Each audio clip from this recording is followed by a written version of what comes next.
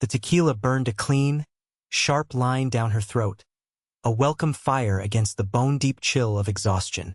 It was 2 a.m, and the bar was a tomb. Maya preferred it this way. After 12 hours of the emergency room's controlled chaos, the symphony of beeping monitors, strained breathing, and the hushed, urgent voices of her colleagues, silence was a luxury. She wore her light blue scrubs like a second skin, too tired to change before seeking this small, bitter sacrament. The faint, lingering scent of antiseptic clung to the fabric, a ghost of the lives she had touched, saved, or lost in the preceding shift. She signaled to the bartender, a man whose face was a roadmap of late nights, and he refilled her shot glass without a word. This was their ritual. She worked, she saved, she lost, and then she came here to burn it all away with cheap tequila. The world she knew was one of fluorescent lights and the stark reality of the human body's fragility. She understood blood and bone, the mechanics of failure, the precise moment when a system gives out. It was a world of rules and procedures. However, the silence in the bar tonight was different. It was not empty. It was heavy, weighted. She felt it before she saw him, a pressure in the air, a stillness that was not peaceful but predatory. In the darkest corner booth, a man sat alone. She had not noticed him come in, but now she could not look away. He was a cutout of shadow and stillness, his presence sucking the very sound from the room. And he was watching her. She knew, with a certainty that chilled the fire in her veins, that he was the reason the silence felt so absolute. He was the reason the bartender kept his eyes down and his hands busy. He was the reason she was no longer alone. Maya took another deliberate sip of her tequila, the liquid courage a thin shield against the intensity of his gaze. She did not turn to look at him directly. She did not need to. She could feel the weight of his attention like a physical touch, a pinprick on the back of her neck. In the ER, she was an expert at reading a room, at sensing the shift from stable to critical before the monitors screamed it aloud. This room was critical. The man in the corner was the arrhythmia, the sudden drop in pressure that preceded a code blue. She studied his reflection in the mirror behind the bar. He wore a suit that was so dark it seemed to drink the dim light. It was tailored with a precision that spoke not of fashion, but of armor. No logos, no flash, just clean, lethal lines. A heavy, dark metal watch was clasped around one wrist, its face unreadable from this distance. His hands rested on the table, one on either side of a lowball glass. They were large, still hands, the kind that could be gentle or could break things with equal ease. She caught a glimpse of a thick, unadorned ring on his right hand. Not a wedding band, something heavier, something that looked like a seal of office. His face was all sharp angles and shadow, his dark hair cut short, severe. He was not looking at her with interest or lust, the way men in bars sometimes did. It was an assessment. He was watching her the way a hawk watches a field mouse, with an unnerving, patient focus, as if trying to solve a puzzle she did not know she presented. She was just a nurse, 22 years old, tired and drinking alone. There was nothing to solve.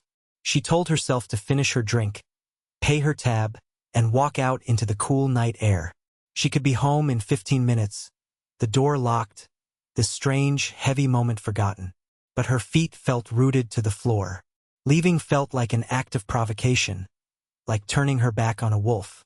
So she stayed, nursing her drink, caught in the invisible web of his stillness. The front door of the bar slammed open, shattering the quiet. The sound was a physical blow. 2 men spilled inside, their movements clumsy with adrenaline and aggression. They were not here for a quiet drink. Their faces were flushed, their eyes wide and wild. They scanned the room, and for a terrifying second, their frantic gaze landed on Maya. She froze, her hand tightening around her glass. She was just a bystander, a piece of furniture in the unfolding drama. That is what she told herself. But then their eyes slid past her, locking onto the corner booth. The air crackled, the pressure in the room becoming unbearable. The bartender had already ducked below the counter, a silent, practiced retreat. Maya remained exposed, a solitary figure at the bar, trapped between the door and the man in the corner. The man, Dante, did not move. He did not flinch. He simply lifted his glass and took a slow, deliberate sip of his drink, his eyes never leaving the two intruders. It was a gesture of such profound, insulting calm that it was more menacing than any threat. One of the intruders, a thick-necked man with a crude tattoo snaking up from his collar, took a step forward. "Vescovi sends his regards," he spat, his voice a low growl that was meant to be intimidating. He reached inside his jacket. Time seemed to warp, stretching and slowing. Maya saw the glint of metal. Her training, her entire professional existence was about reacting to trauma. She knew the damage a bullet could do, the messy, catastrophic path it carved through flesh and bone. Her mind screamed at her to get down, to hide, to become small and invisible.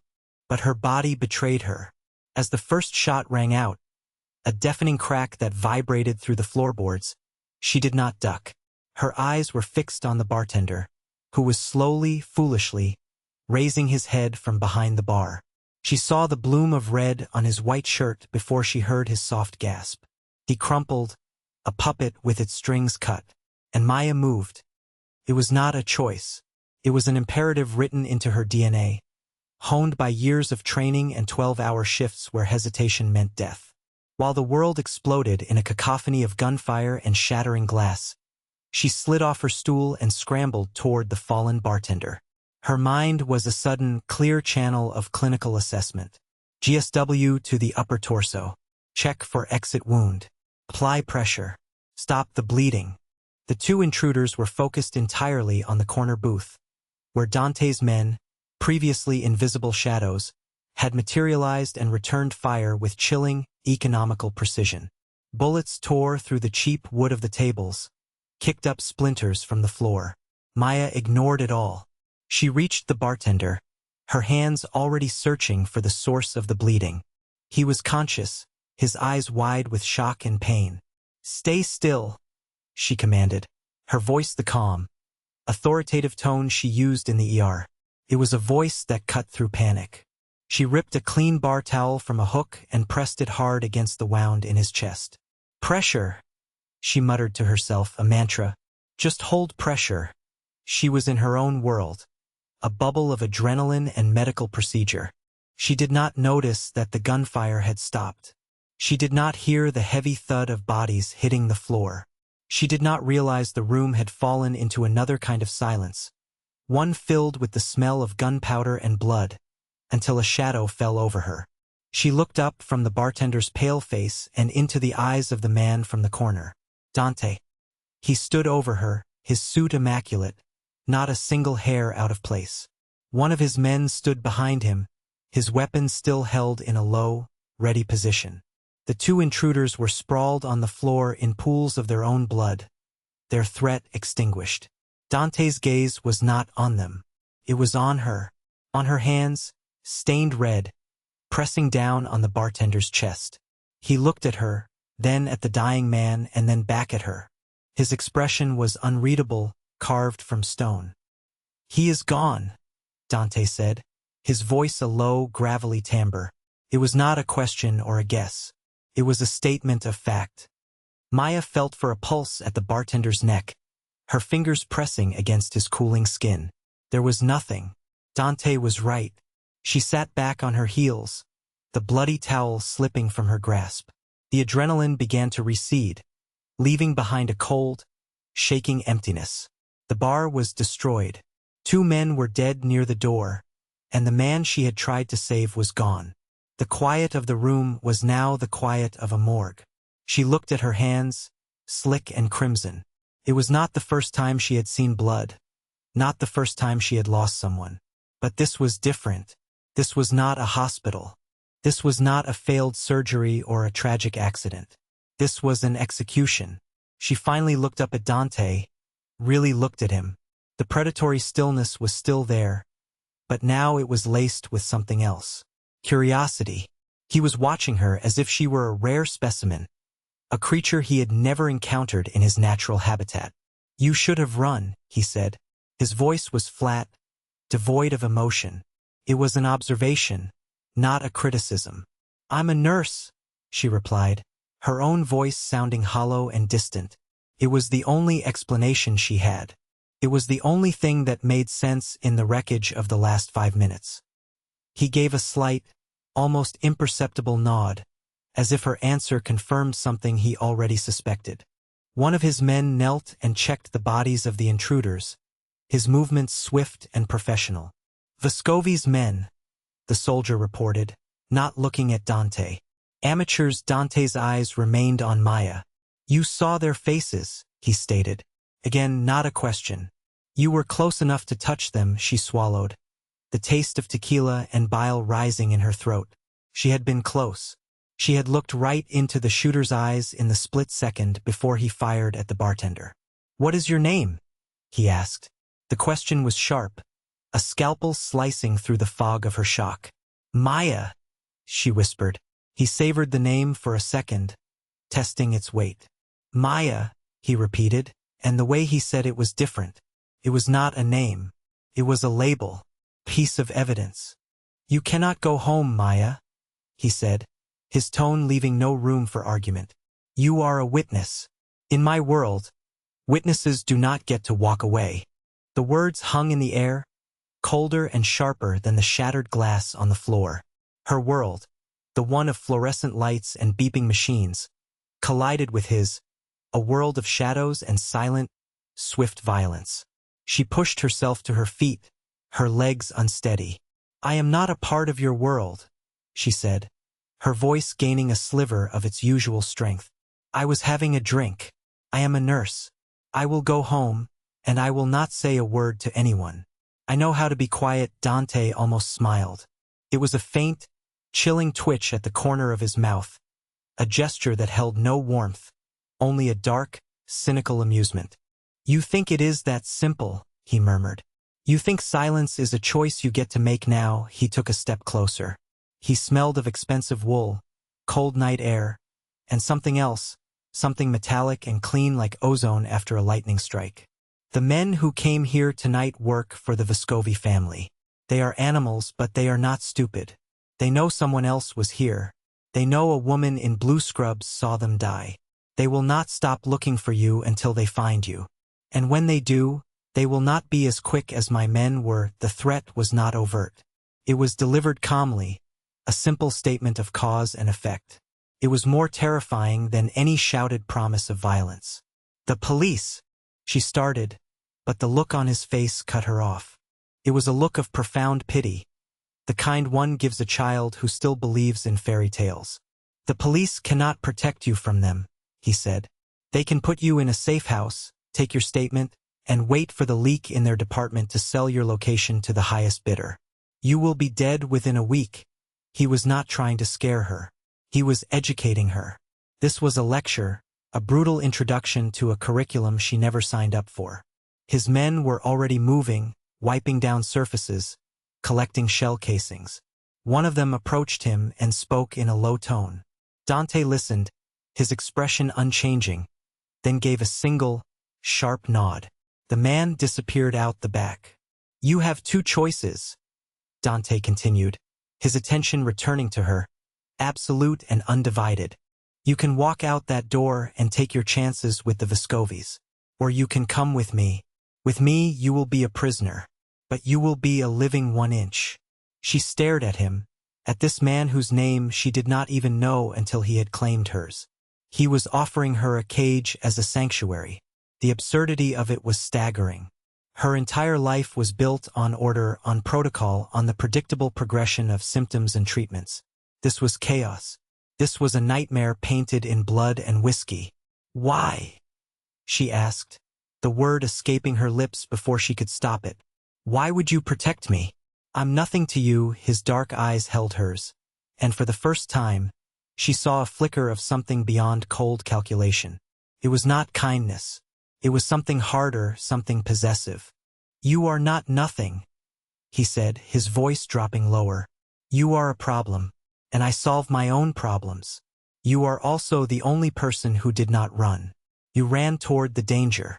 That makes you interesting. And I do not like leaving interesting things to chance." He extended a hand. It was not an invitation. It was a summons. His hand was steady, his fingers long and clean. The ring on his finger caught the dim light, the emblem on it a stylized wolf's head. The choice is yours, Maya, but you will make it now. Her mind raced, weighing the impossible options. A life on the run, looking over her shoulder for the rest of her short, terrified existence.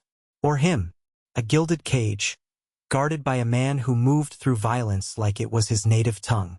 She thought of the bartender's lifeless eyes, of the casual brutality of the Vescovi men. Dante was dangerous, a predator of the highest order. But his danger was controlled, precise. The other was just rabid. She looked at his outstretched hand, then back at his face. She was a pragmatist. She knew how to triage. You treat the most survivable wound first. In this room, in this new and terrible world, he was the most survivable wound. With a deep, shuddering breath that felt like a final farewell to the woman she had been just 10 minutes ago, she placed her hand in his. His skin was cool, his grip firm and inescapable. He did not pull her. He simply closed his hand around hers, a silent, binding contract. "Good choice," he said, and led her out of the ruined bar and into the darkness. The penthouse was a cage of glass and steel, perched high above the glittering sprawl of the city. From this height, the streets were just ribbons of light, the noise of the world a distant, muffled hum. It was beautiful and sterile, a fortress in the sky. Maya stood in the center of the enormous living room, her light blue scrubs a jarring splash of color against the monochrome palette of blacks, whites, and grays. She felt like a stray animal brought into a museum. Dante had not spoken a word to her during the silent, swift ride in a black sedan with windows so tinted they turned the world outside into a pale ghost. He had released her hand the moment they were inside the car, and the absence of his touch was as noticeable as its presence had been. Now he stood by the vast window, his back to her, looking out at the city he so clearly owned. "There is a room for you," he said, his voice reflecting off the glass. "You will not leave it. My men will be outside the door. Anything you need, you will ask for." She wrapped her arms around herself, a futile gesture of self-preservation. "For how long?" "Until the Vescovi problem is resolved," he replied without turning. "Until you are no longer a target. And what if they are never resolved?" She shot back, a spark of her old defiance flaring. "Will I live in this glass box forever?" He turned then, his movements slow and deliberate. "Nothing is forever." His gaze swept over her, taking in the bloodstains on her scrubs, the exhaustion etched onto her face. "There are clothes in the closet. My sister's. She was your size." The mention of a sister was a jarringly human detail, a crack in the marble facade. It made him, for a fraction of a second, seem less like a monster and more like a man. "Get some sleep, Maya. Tomorrow we will talk." He started to walk toward a hallway, his footsteps silent on the polished stone floor. "I didn't try to save him for you," she said suddenly, needing him to understand. "The bartender. I did it because it's what I do. It had nothing to do with you." He paused at the entrance to the hall, his silhouette a stark, imposing shape against the light. "I know," he said softly, and the quiet acknowledgement was more unsettling than any threat. "That is why you are here." Sleep did not come easily. The room was luxurious, the bed a cloud of soft linens and down pillows, but it felt like a cell. Maya lay awake for hours, the night's events replaying in her mind on a relentless loop. The sound of the gunshots, the smell of blood, the chilling calm in Dante's eyes. She had crossed a line, stepped from a world of order into one of violent chaos, and there was no way back. When she finally drifted off, her sleep was dreamless and heavy, offering no respite. She awoke to the muted light of morning filtering through the blinds. For a moment, she was disoriented, expecting the familiar scent of her own small apartment, the distant wail of a city ambulance. Instead, there was silence and the faint, clean smell of cedar. Reality crashed back in. She was a prisoner. She got up and went to the closet. As he had promised, it was filled with women's clothing. Simple, elegant pieces in shades of gray, cream, and black. Nothing like her own wardrobe of practical jeans and worn-out t-shirts. She chose a pair of black trousers and a soft cashmere sweater, the fabric a strange comfort against her skin. Dressed in the ghost of his sister's clothes, she felt even more like an imposter. When she emerged from the room, she found Dante at a long dining table, a tablet in front of him and a cup of coffee at his elbow. He was already dressed in another impeccably tailored suit, this one a deep charcoal gray. He looked up as she approached, his eyes scanning her, taking in the change of clothes. "Sit," he said, gesturing to the chair opposite him. A place had been set for her, complete with a cup of coffee and a plate of fruit. She sat down but did not touch the food. "I need my phone," she said. "I have to call my hospital. Tell them I'm sick. Otherwise they'll send someone to check on me." He slid a sleek, black burner phone across the table. "This is your phone now. Tell them you have a family emergency and need to take a leave of absence. Indefinitely, they'll ask questions. Then give them answers that lead nowhere," he replied, his tone dismissive. "You are a smart woman, Maya. You ran toward gunfire to save a man you did not know. You can handle a phone call with your supervisor." The conversation with her nursing supervisor was tense. Maya's voice was steady, but her hands trembled as she recited the lies Dante had coached her on. A sudden illness in the family. A trip out of state. No, she did not know when she would be back. She ended the call and placed the phone on the table, feeling sick. Every word had been a betrayal of the honest, straightforward life she had built. Dante watched her, his expression unreadable. "Good," he said simply. He pushed his tablet toward her. It showed a grainy security feed from a camera across the street from the bar. "This is what the police have," he said.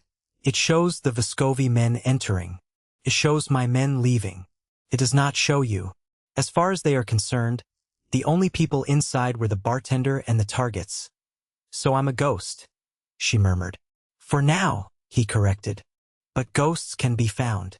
The Vescovis do not rely on police footage. They have ears all over this city. Someone, a street vendor, a taxi driver, someone saw you leave with me. They are looking for a woman in scrubs. They just do not know who she is yet." He leaned back in his chair, his focus entirely on her now. "I need to know everything you saw, every detail. The man you tried to help. What did you notice?" She closed her eyes, forcing herself back to the bar, back to the metallic smell of blood. "He was shot in the chest. Left side. Looked like a small caliber." "Not what I meant," Dante interrupted. "Not the wound. The man. Did he say anything? Look at anything?" She thought for a moment. "No. He was just scared. But the shooter, the one who shot him. I saw his face." Dante leaned forward, his interest sharpening. "Describe him." "Thick neck. Tattoo. A snake or a dragon crawling up from his collar. And his eyes. They were strange. One pupil was slightly more dilated than the other. Anisocoria. It can be a sign of a neurological issue. A past head trauma." Maybe. Dante stared at her, a strange light in his dark eyes. He picked up his own phone and made a call, speaking in rapid, low tones. He did not use Italian, but the language was all command. "Find me everyone on Vescovi's payroll with a neck tattoo and a history of head injury," he ordered. "Check hospital records, street fight reports. Everything. The man has a blown pupil." He hung up and looked at Maya. "Anisocoria," he said, testing the word. "You noticed that, in the middle of all that?" "It's my job to notice things," she said quietly. "It's what keeps people alive." He was silent for a long time, just watching her. The assessment was back, but it was different now. It was deeper, more intense. He was not just solving a problem. He was discovering a resource. And in his world, resources were either assets or liabilities. He was still deciding which one she would be. Days bled into one another, measured not by the clock but by the meals that appeared outside her door and the silent, charged presence of Dante in the apartment. He would spend hours on his tablet or on the phone, his voice a low, dangerous hum as he marshaled his forces across the city. He never raised it, yet it carried an authority that was absolute. Maya spent her time reading from the collection of books in her room, classics, poetry, history. They belonged to his sister, she assumed. A woman of taste and intellect. She wondered what had happened to her. She wondered if she, too, had been a prisoner in this beautiful cage. One evening, she found him in the living room, not working, but standing before a large, framed photograph on a side table. It was the only personal item in the entire sterile apartment. The photo showed two young men, arms slung around each other's shoulders, grinning at the camera. One was a younger, softer version of Dante.